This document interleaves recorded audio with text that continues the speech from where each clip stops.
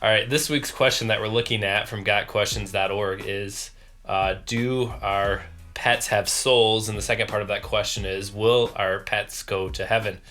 And honestly, my first part of that answer would be, I hope so.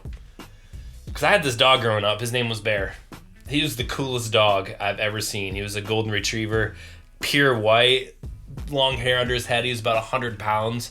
And that dog was the toughest dog that you'd ever meet, and at the same time, the most tender dog you'd ever meet. He'd literally have his head on your leg for hours, and you could keep petting him, and his big old dog would crawl in our bed. And at the same time, though, there was another dog that tried to attack my brother one time, and he completely leveled this dog and ripped it to shreds. Coolest dog ever. So emotionally, I would love to say I hope so.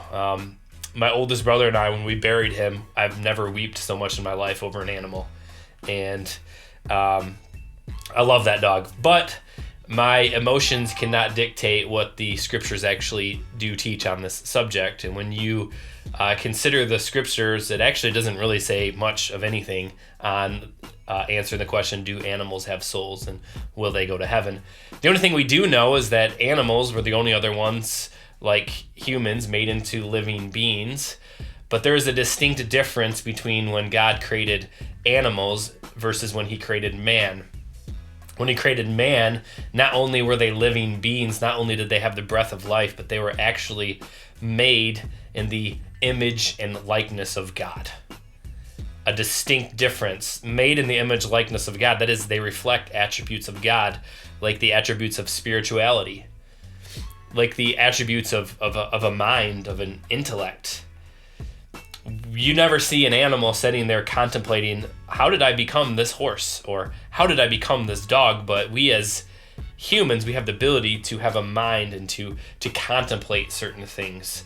At the same time, made with emotion and feelings and a will that's influenced by these things. And we are made in the image and likeness of God and are image bearers of him. It's a very, very distinct difference between animals and humans. So presumably the best thing that we can understand, since they don't have a soul made in the image of likeness of God, when our pets do die, they do not go to heaven. That's the negative. The positive, though, I do believe that when the new heaven and new earth is created, that we will see animals there.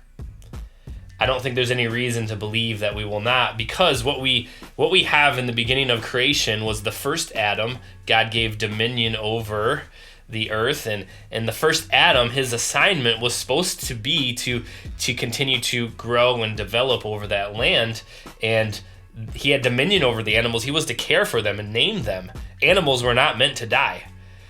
And so what we had, though, when Adam and Eve, particularly when Adam as a representative, when he sinned entered into every realm of society, including the fact that animals then died.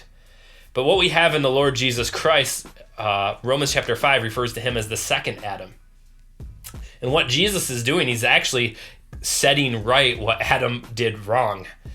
And when Jesus comes again and he establishes the new heaven and the new earth, when he rules and reigns over it, when he makes it all new, it's basically him doing what Adam was supposed to do. And I do believe that because in the original creation, God created animals and said they were good. When he does establish the new heaven and the new earth, after Christ comes again, that there will be animals there. So I don't believe our pets will go to heaven, but I do believe that in glory, in the new heaven and new earth, there will be animals.